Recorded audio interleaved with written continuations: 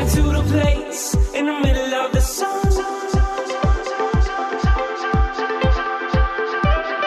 And we'll sing this song, sing it one by one. Hey guys, welcome to I Do Podcast. Thank you for joining us. We are coming to you from Costa Rica as we have been since November, and this is our last week here. I can't believe we are leaving temporarily, but we are getting out of the country. Time flies. Yeah, we're going to be headed back to the States for the summer. I'm going to visit, Stella and I are going to go see our family in Florida, and then we'll actually be in Hood River for a majority of the summer.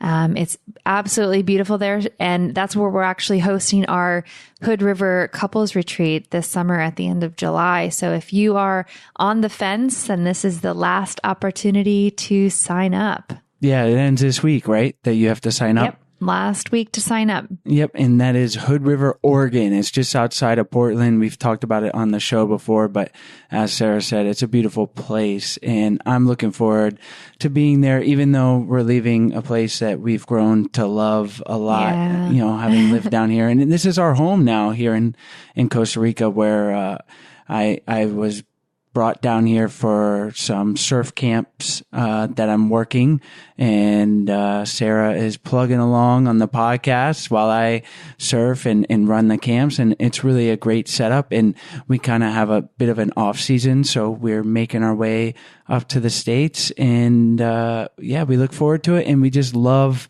how the show's been going. It's just been great over these last few months. The feedback, the numbers are growing, the people that we're reaching out there. It's absolutely amazing. And it's so cool to see the progress of the show from how we just started it as a newly engaged couple looking for relationship advice for us to where it is now. We've interviewed over, I think, 160 therapists and psychologists. And so it's a pretty amazing adventure. And we're so glad that you are on this journey with us. Yeah, it has been an awesome adventure. So on this episode, we welcome Sherry Gaba. And this is a really important episode because we talk about how to deal with a partner who is an addict. So whether it's substance abuse, they're addicted to pornography, but primarily we focus in on substance abuse, but it can apply to all forms of addiction, and some really insightful and important things that Sarah and I learned today. And I'm sure it's going to help you guys out there. Hopefully, if you're not in this situation, but a lot of people are with the opioid epidemic and alcoholism and any number of things. And there's going to be a lot of valuable tools here today. And Sherry is the one to give them because she has over 20 years experience working as a clinician. And specifically, she has zeroed in and made her focus on helping people in relationship with addicts. And she was a go-to expert for Dr. Drew on celebrity rehab. And so you may recognize her from there. And it's just a really insightful and important show, I think, today, because just some small but important things that can make a huge difference when you're trying to navigate your relationship with an addict. And you may be listening and maybe you can't relate. Maybe you're not in a relationship with an addict. But we also talk about potential situations of being married to a spouse who is enabling their child, or maybe your partner has a small addiction that to their phone or to a hobby that is putting a burden on the relationship. Maybe you're not connecting as much or being as intimate as much. So you'll definitely find some value in this episode. Even if you're not full on in a substance abuse issue or addiction with your partner. And as always, we appreciate you guys listening, leaving us those 5-star reviews. We are just rolling through summer here and so appreciative of our listeners. So thank you and enjoy today's show. Today's show is brought to you by our Hood River Couples Retreat. Join us in Hood River, Oregon this summer, July 28th through August 2nd. The retreat is built to be the ultimate vacation for couples looking to have fun, try new things, and build a stronger relationship in paradise. We'll be doing activities like waterfall hikes, rafting, wine tastings, and so much more. For more information, visit our website at idopodcast.com/hoodriver.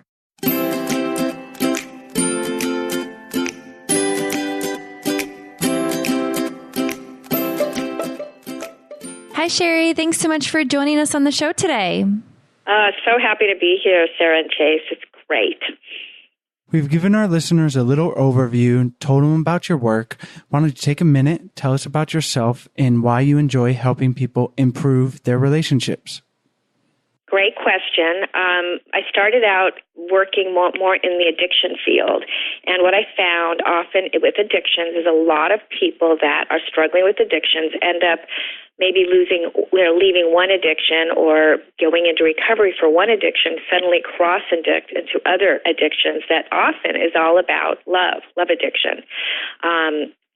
In my particular case, it was love and marriage addiction. But, I find that when people get sober from one thing, then suddenly they look for love and the proverbial in all the wrong places. And so, my passion right now is to really help people see, what is healthy love? What does it look like? But more importantly, are they in a love-addicted situation and how to get out of it, how to identify it, and how to move forward in their life so that, they can bring healthy love to themselves. Well, we are going to zero in and talk about addiction today and love addiction, like you mentioned, but other forms of addiction. So why don't we start by having you define addiction and then we can move forward from there? Well, any addiction is when your life becomes unmanageable. In other words, things are out of control.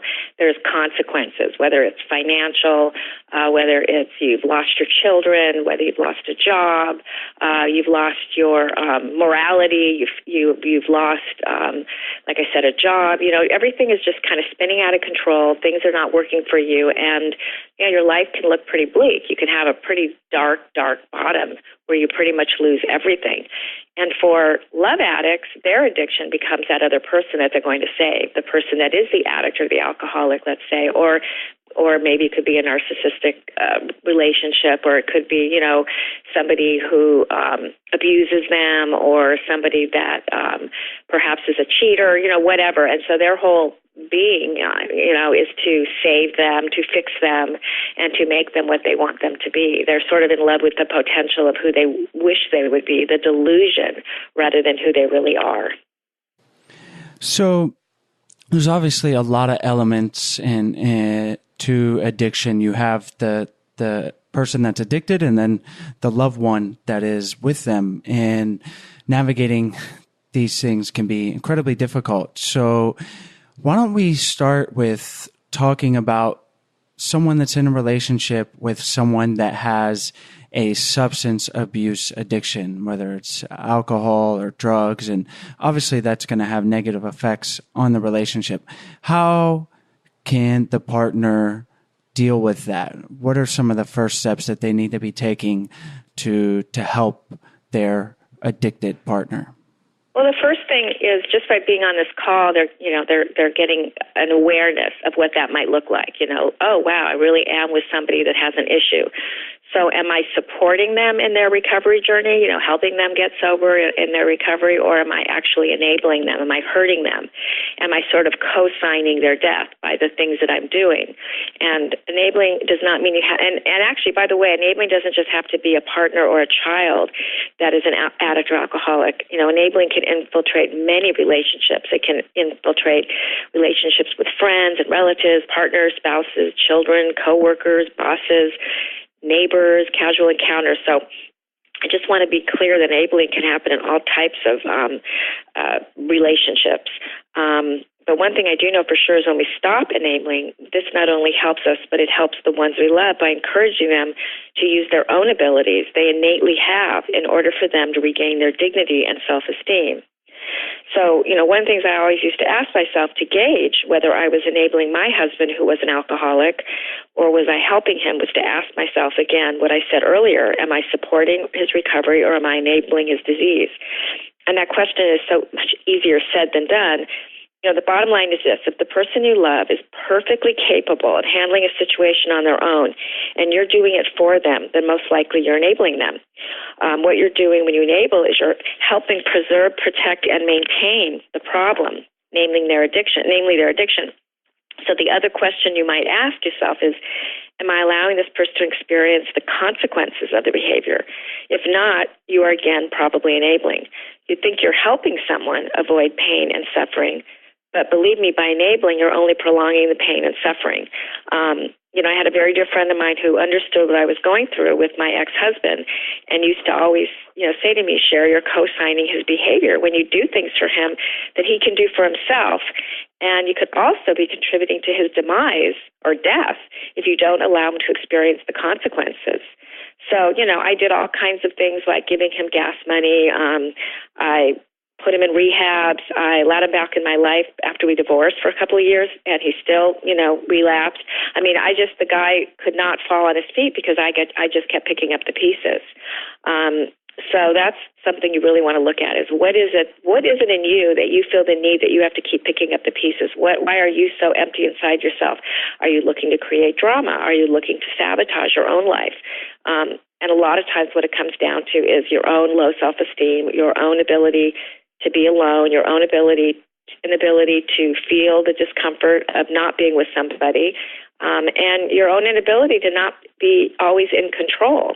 And that's why, people that get into recovery, whether it's the addict or the codependent, it's a spiritual program. It's a spiritual program where you're letting go to something greater than yourself to help you get through this, potentially deadly cycle.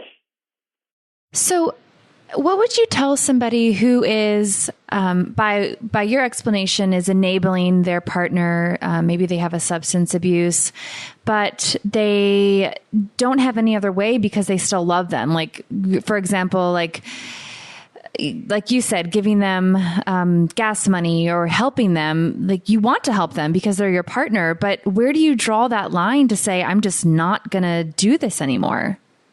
Well, that's that whole idea of, what is recovery and what is enabling. And it really can be a gray zone. You don't have to give up, but if it's starting to affect you personally, for instance, for me, eventually I started getting really sick. I got shingles, I was losing my hair, got a staph infection. All these little weird things were, kidney stones, like all this stuff was happening to me because I wasn't taking care of myself. So if you feel like you're really not in a self-care mode and your whole being and existence is being obsessed over that addict and getting them well, then you're probably in a lot of trouble. So the first step is to squash your enabling behavior, and it's to get really clear on what your boundaries are and willing to stick to those boundaries and not bend, which won't be easy when your loved one attempts to manipulate you. I remember my husband on numerous occasions would ask me to pick him up because he either lost his car or was too intoxicated to drive. I would refuse, and then I'd be met with all this anger with him, usually hanging up the phone or telling me, I didn't love him, or, I'm selfish, or, whatever. And then I would pick him up and, or I was selfish because I didn't pick him up. And I'd have to really exercise these boundary muscles because otherwise I was really getting into a manipulation, because addicts and alcoholics, when they're in their disease, they're master manipulators. They will say and do anything to get what they need from you.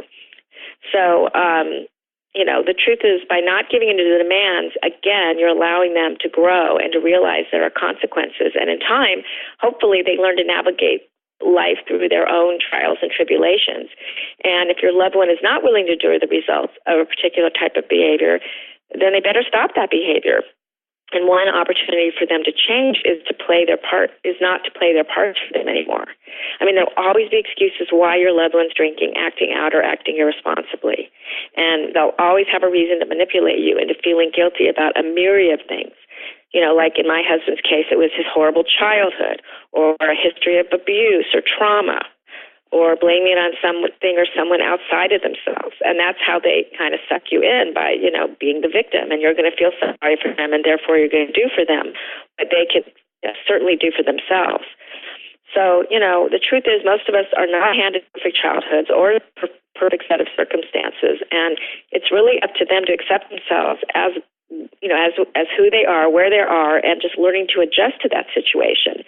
I think of my own daughter who did not have a dad. That was my first husband. And every day, pretty much I told her, and it really worked. I said, you were dealt these cards, and how are you going to, how are you going to do, I don't know, how do you say it?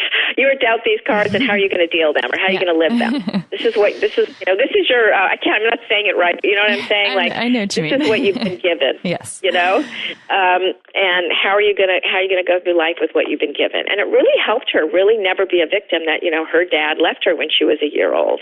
So it's the same thing for an alcoholic, and it's the same thing, for me right now in my life today. I mean, here I am. I'm in my 50s. I didn't expect to be single. It's not where I wanted to be, but I have to look at the choices that I made that brought me here. And as we know, when we look at the law of attraction, our life is a series of the choices that we put out there into the universe. And I made some pretty crappy choices based on my own inability to be alone, inability to, take care of what I needed, and made everybody else come first. So my whole mission in life is to help people, they don't have to settle. There is somebody waiting for them that's absolutely amazing, because I see it all the time in my clients, for the people that, take the time to do relationship coaching, or take the time to read great books, or listen to programs like yours. There's so much hope and help out there that nobody has to, settle for the scraps. So there is a lot of stuff to unpack here, and you've given us some great information about enabling, because that's obviously a big part of dealing with an addicted partner. I want to go maybe not necessarily a step before, but dig into this and think about, what do you do when your partner is denying their addiction and they're not getting professional help? Because in the end, you are not I'm not saying you, but someone that's with an addicted partner, the expert on alcoholism and trying to solve the problem. They need professional help. And if they're not willing to do it or not taking the steps, how can you have the conversation to get them to seek professional help? Because in my mind, certainly you don't want to be enabling, but the first step is that they need to be getting professional help. Well, that's a great question, and the problem with that is that addiction is the only disease that says you don't have a disease. So that's where denial comes in. Most addicts and alcoholics, unless they've reached a real bottom, and sometimes even that bottom isn't a bottom enough for them, they really don't want to give up their goodies. They don't want to give up the booze. They don't want to give up, the drugs. So when you say, how do you get them to get professional help? You can only be a conduit for support. You can only give, you can try to tell them about meetings. You can tell them about therapists. You can tell them about treatment centers. You can do a professional intervention where you pay someone to gather all their loved ones and work buddies and everybody in their life together to try to move them into a rehab, into sobriety. But the bottom line is, if they're not ready, there is nothing you can do. And this is the part that is so hard for people to understand. It was so hard for me to understand. Here I am. I'm a celebrity rehab addiction expert. I'm on TV. I've written a book, and I can't get my husband sober for anything. And that was the truth. I was powerless. And for most people out there that are probably listening, like, what do you mean you're powerless? But we are powerless. We have no control. We have no control over them, and that's one of the hardest things to accept. That serenity prayer is really describes it perfectly. God grant me the serenity to accept the things I cannot change, the courage to change the things I can, and the wisdom to know the difference. So you can, you can't do it for them. They have to want to do it themselves. They have to want to reach a point. And that's why I talk so much about enabling, because I never let my ex-husband reach the bottom. I kept putting him in rehabs, and I kept, saving the day, so to speak. And yeah, here's money for getting to work. And, well, why was I doing that? I mean, he was just using his money to buy booze, and I'm giving him money to buy gas. It's like, no, if you're going to buy money for booze, then you don't get to go to work, I guess. So then I guess you'll have to lose your job, which of course ultimately happened. He did lose his job. But there's so little you have power over. What you do have power over is to take care of yourself. And so the best thing that I ever did, and it changed my life immensely, is I joined my own 12-step program, something called Al-Anon. And that's just one program. I mean, nowadays there's all kinds of things sprouting up, but Al-Anon is the foundation of the 12 steps for family members and loved ones of an addict or alcoholic. And you're really not going there for them. You're actually going there for yourself. It's a me program. It's a program to help you start getting into self-care. I mean, I completely neglected myself for this person. I lost myself, literally, in this person. Just like the addict loses themselves in the drugs or alcohol, I lost myself in this person. I mean, I actually got a high trying to rescue him. This really, distorted view of what love was. Well, oh my God, I'm his wife. I mean, I'm supposed to do these things. No. Eventually, you're going to hurt yourself, and then you can't help anyone, and then you can't live your greatest life. And I realized, I have so much more to live for.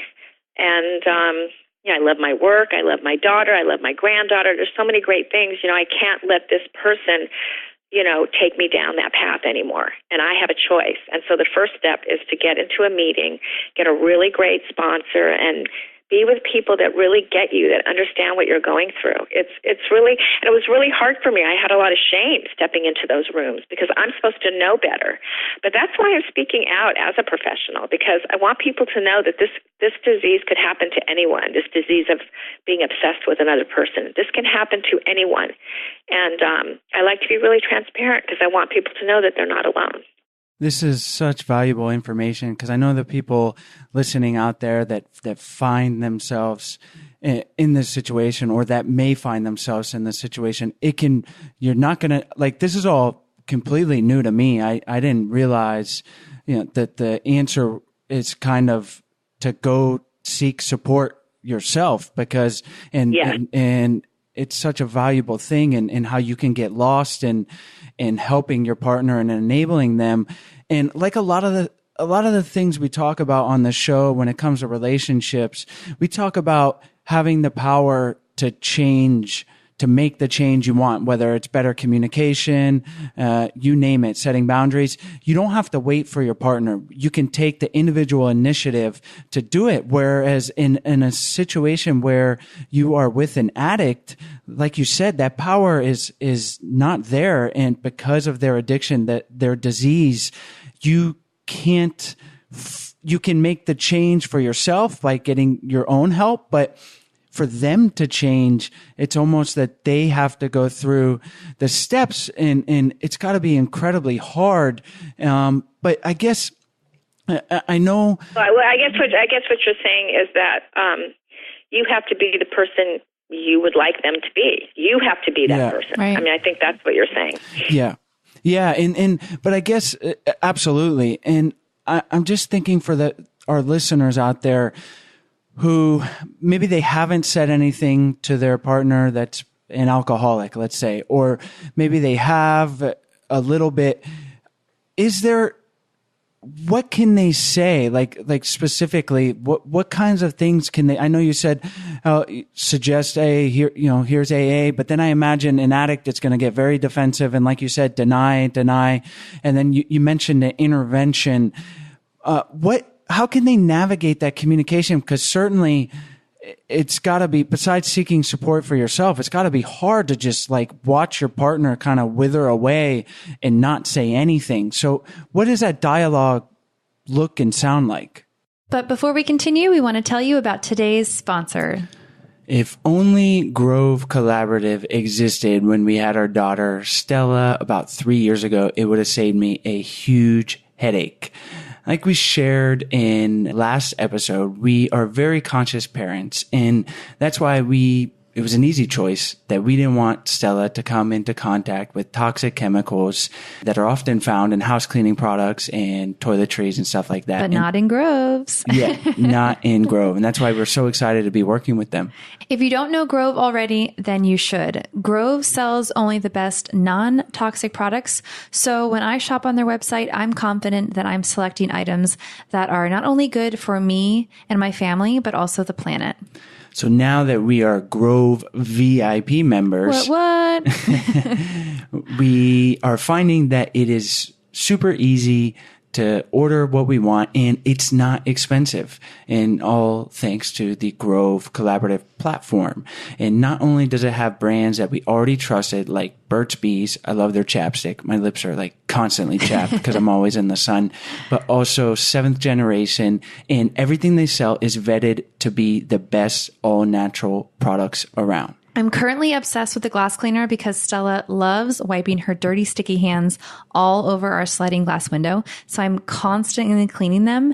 And I hate the idea of spraying harsh chemicals to clean them and then touch them with my skin. So Grove allows me to clean them knowing that we're all going to be safe. So it's a win-win. And I'm also loving the lavender scent of their Miss Myers soap. It is to die for, and it makes my house smell so amazing, like a spa. So if you haven't tried Grove already, then you need to today. Our listeners who sign up get an amazing 30-day Miss Myers gift set and a free 60-day VIP membership when you sign up and place an order of $20 or more. So check out Grove for our special offer at grove.co/I do. That's grove.co, not .com/I do. Well, it's again, you're going to be disappointed, I think, because really, if somebody's in their disease and you're talking to a vodka bottle, you're really not talking to anybody. You're not. There is no conversation. You're going to get someone who's an angry drunk. You're going to get someone who's in denial. You're going to get somebody who's defensive. It's very hard to watch someone you loved, self-destruct. But, it's about, they know where the meetings are. They know that there are rehab options. You could take them into maybe a therapy session and have the professional explain the different options. But it goes back to, if they're not ready, there's nothing you can do. The worst thing you could do is to try to lecture them, control them, nag them. It won't work. It won't work. Really what it comes down to is their alcohol and their drugs is greater than anything that you can say or do. The truth of knowing that they need to get sober is completely not even looked at because they don't want to give up the goodies. So it almost, and you're probably thinking, but there must be something you can say to fix this. But the truth is, when it comes to addiction, it's stronger than anything you can do or say. Your love is not strong enough to help them. I was just envisioning, something that I feel would be a common thing to say, and I think someone would probably be like, well, if you don't change, I'm going to leave you. And that probably doesn't even make a difference for somebody who's addicted. Not always. Not always. I basically divorced my ex-husband. We were apart for 4 years. I took him back. He got sober. We were together for 2 years, and I had a zero tolerance. If you ever drink again, you need to leave. Luckily, it's my house. And he drank again. And, that was it. Goodbye. That was it. It obviously wasn't enough. He had to be out in the streets and be homeless and lose everything and then come back and get everything back, and that was still not enough for him to stay sober. So it's, I'm not, and I know that sounds very grim, but there are many, many success stories. There are many people that do the deal. I see those people every day in my practice. They go to meetings, they get a sponsor, or they go to rehab, they get a good start in their recovery. They do family counseling. They do everything it takes to keep their family together, to keep their relationship together. But there are those unfortunates out there that aren't always willing to do that. And they probably will die either an alcoholic death, go to jail, or end up in an institution. And that's that's the sadness. And it's a serious disease. And now we have an opiate epidemic. So we have people just, and that's really hard because you have all these people on opiates and their spouses sometimes don't even know. They don't even know that their loved one is, on these opiates.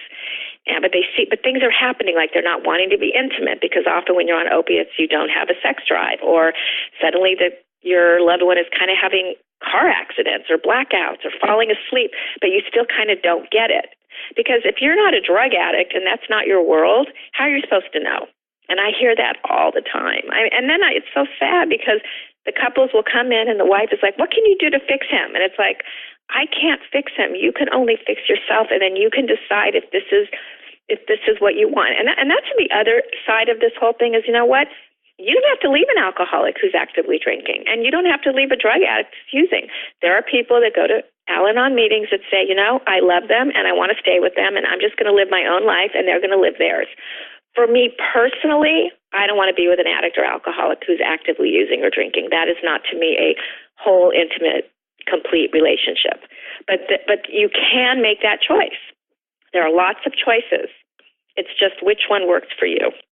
That's important to recognize. And it's not all gloom. Like you said, there are plenty of success stories. And I think these steps that you're outlining are great. And talking in a way that is maybe that initial talk is not, I think it's important to realize from a detailed communication standpoint is to do it in a way that's not confrontational, that you're just coming out accusatory, yelling at your partner.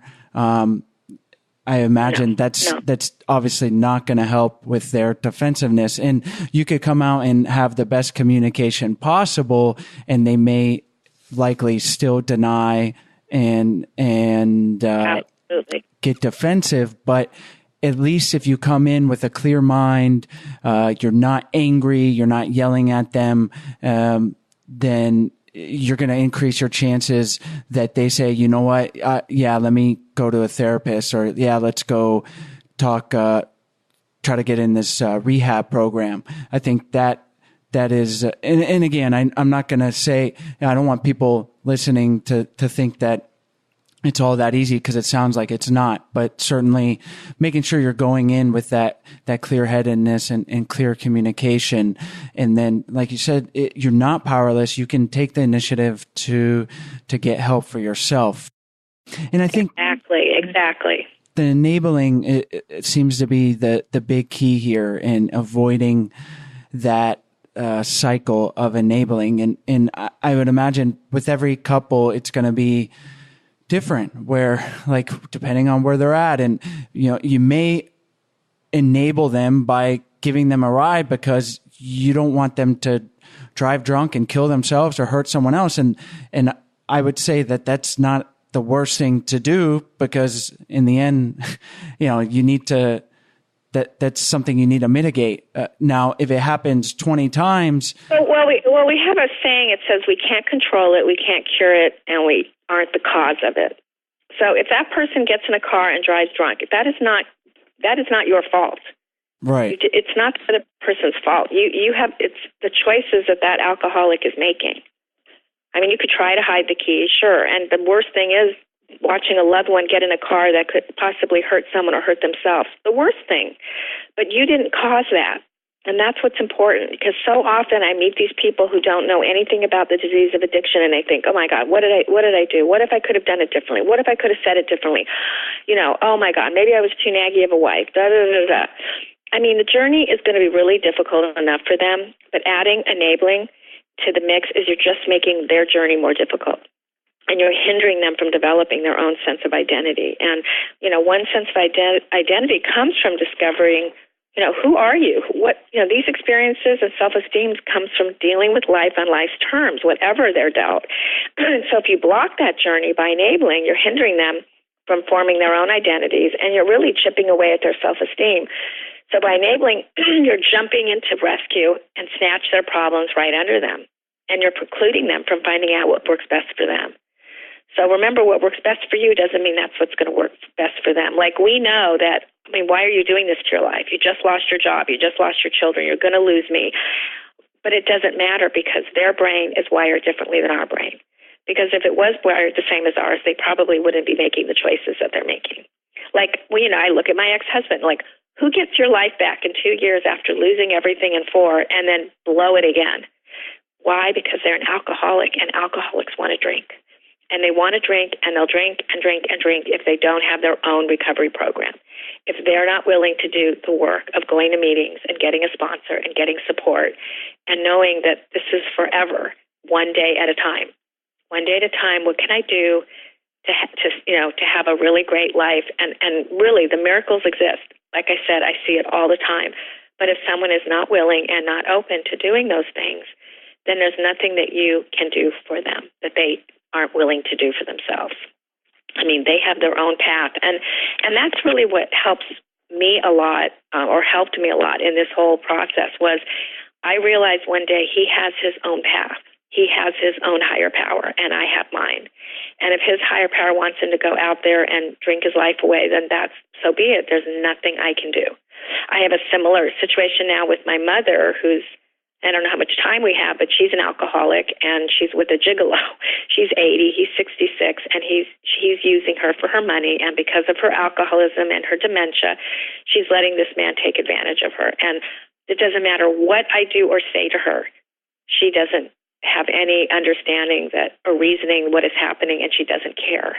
And there's nothing I can do. And it's horrible. I mean, you feel so powerless.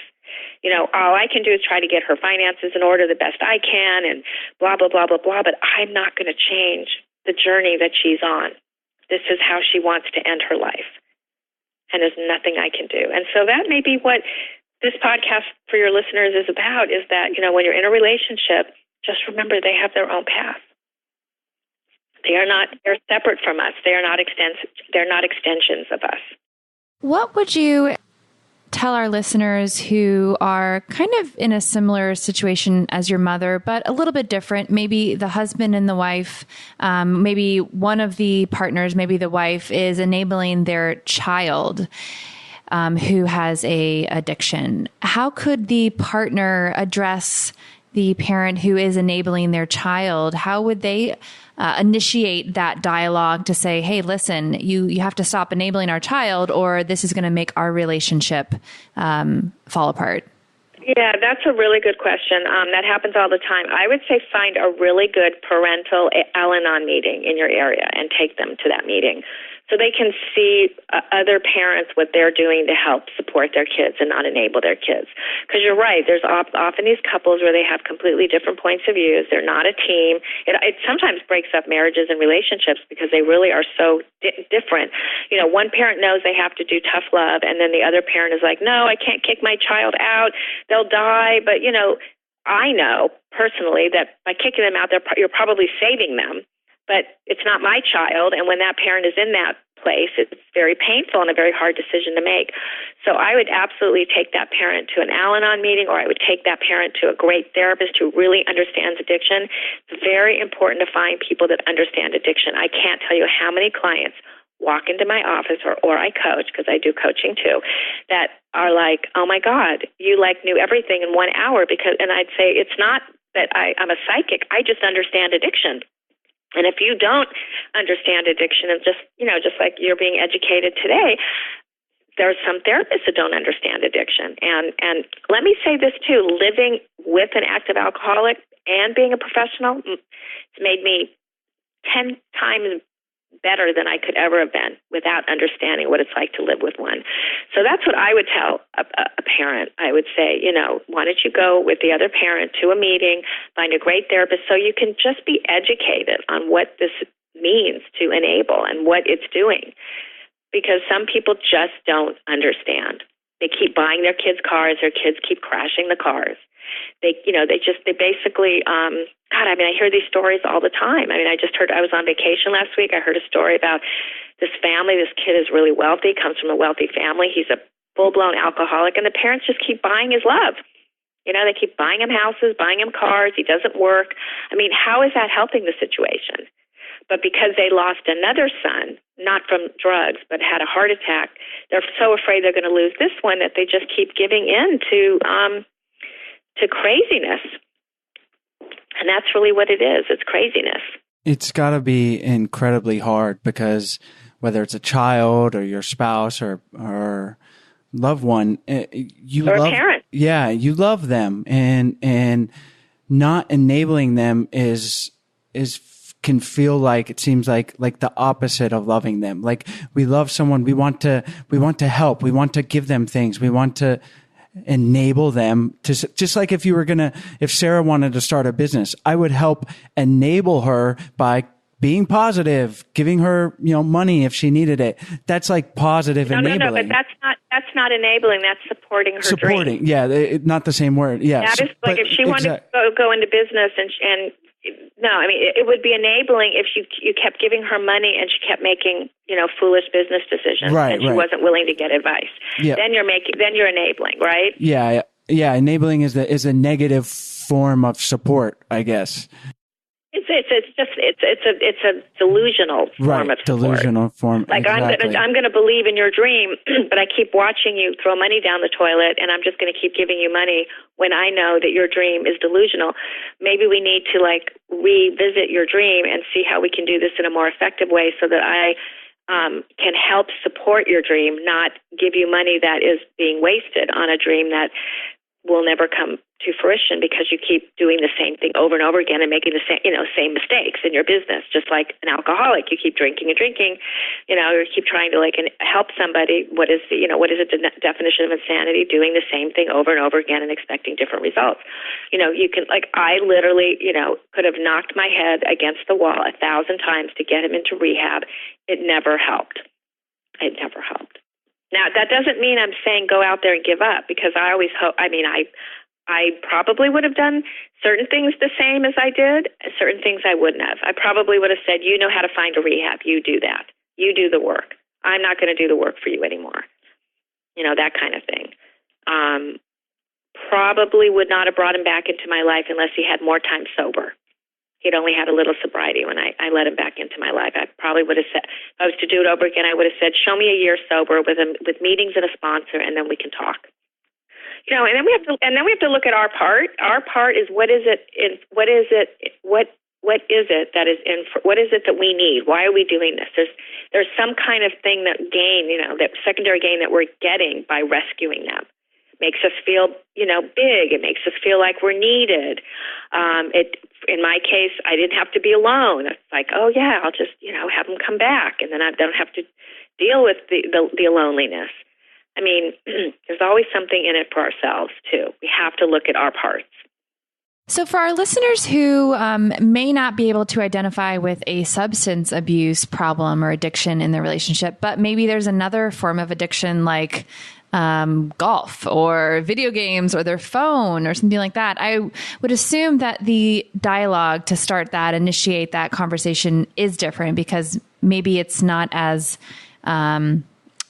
ingrained in their brain to the addiction as a substance. So how would you recommend addressing your partner on I guess, lower level addiction?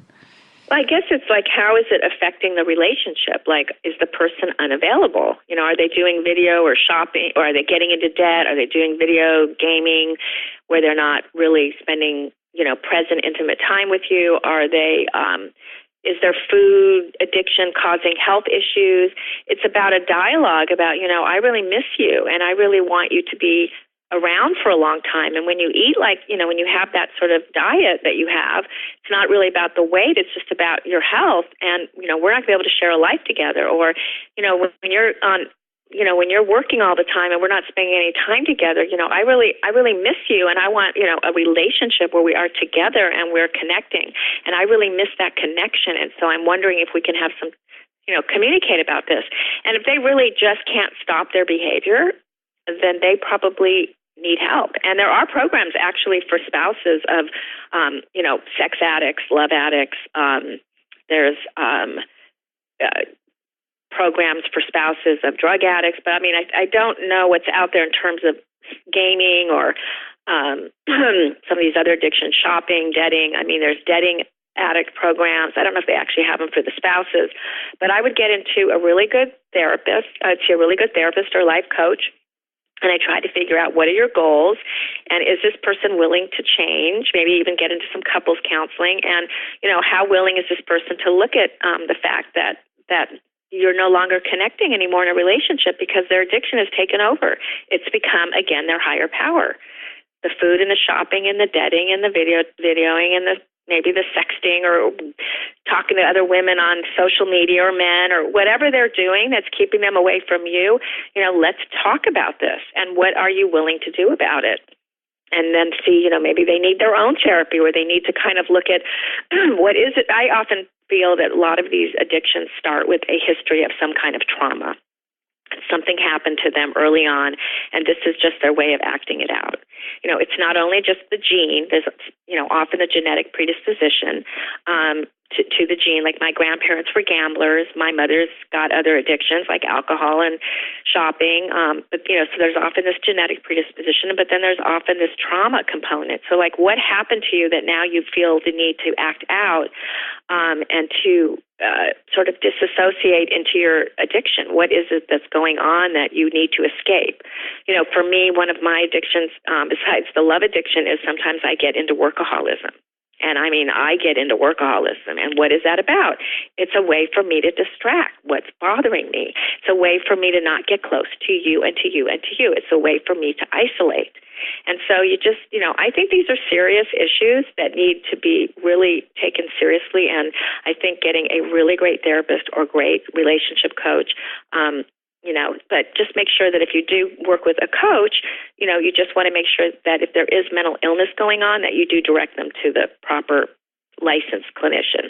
Well, Sherry, this is all such valuable and really important information, because it's got to be incredibly difficult for someone in a position to be with an addict or to be an addict yourself. And you have given us and our listeners some great information on how to avoid enabling your partner, and then importantly seeking professional help. In the Al-Anon meetings, I didn't even know those existed. So that's a beautiful thing that right now our listeners, if they're in this situation, they can proactively start getting that support and help themselves. I imagine that's going to be huge.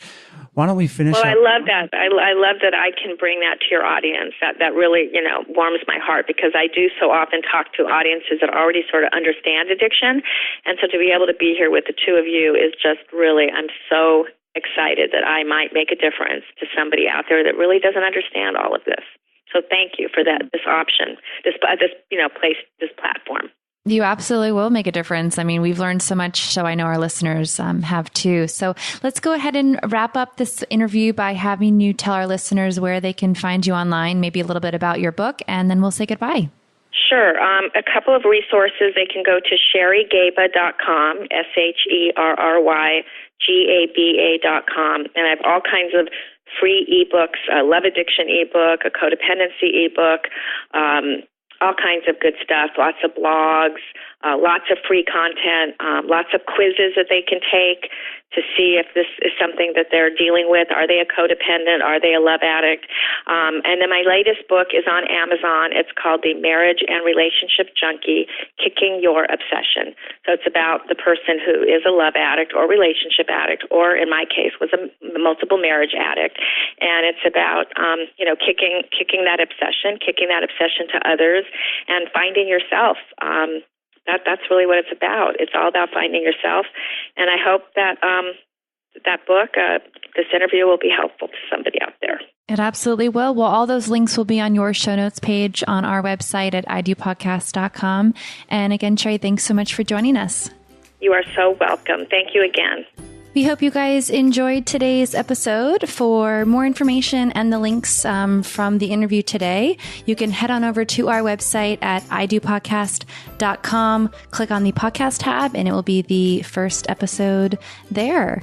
And while you're on our website, if you are interested in learning more information about our upcoming Hood River Couples Retreat, then click on the retreat tab and you'll be able to find all the information on the retreat. It's going to be at the end of July this summer, and we look forward to it with you guys. It's going to be an awesome couple days in Hood River. It's amazing there, so we hope you join us.